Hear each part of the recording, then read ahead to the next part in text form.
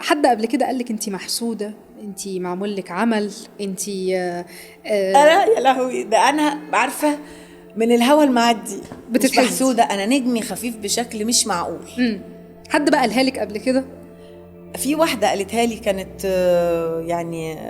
يعني بتشوف، مش هقول الطالع ولا كده، بس يعني ايه، عندها احساسات بالابراج وبالنجوم ومش عارفه ايه وبتاع. فقالت لي انت نجمك قريب من الارض، مش نجم بعيد. فالنجم القريب من الارض سهل جدا عليه انه يتحسد. ده نجم نحسده ليه؟ ده جميل والله العظيم. بتقول لي الناس وبرج السرطان برضو بيقولوا ان هو من النوع اللي بيتحسد بسهوله. فانا برضو يعني انا ما بقولش اي حاجه خالص. مش انا كل شغلي بيتشاف على التلفزيون.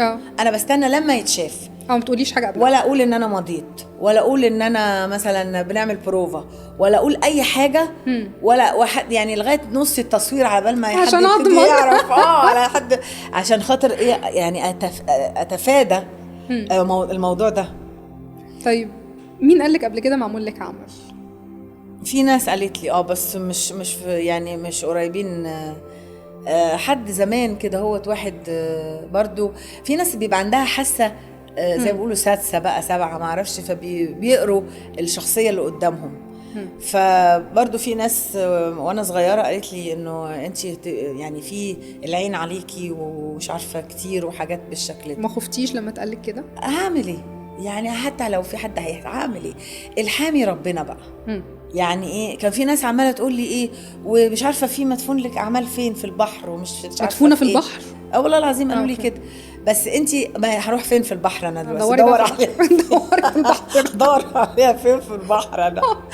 فطبعا ايه، لا وفي ناس بتبقى اللي هو ايه عايزه تعمل لك من الحبه قبه عشان تبتدي بقى ايه تستنزفك بقى. فانا بسيبها لله يعني، بس بحاول قد ما اقدر ان انا ابقى حريصه على الاشياء بتاعتي، على شغلي، على بيتي، على يعني عارفه ازاي، واقعد بقى اقرا قران بتاع حاجات كده. لكن في الاخر هسيبها على الله، لانه على فكره ساعات يبقى في ناس بتحبك مش بتكرهك ولا حاجه، بس هي عينها كده. لا انت ممكن نحسدي نفسك. بالظبط، مش لازم يكون واحد هو اللي حاسدني، ده ممكن اكون انا اللي حاسده نفسي. يعني ممكن تقولي حاجه مثلا وتبصي تلاقيها وقفت. فانا ما بكلمش نفسي حتى في المواضيع دي. حتى نفسي حتى مع نفسي ما بنطقش.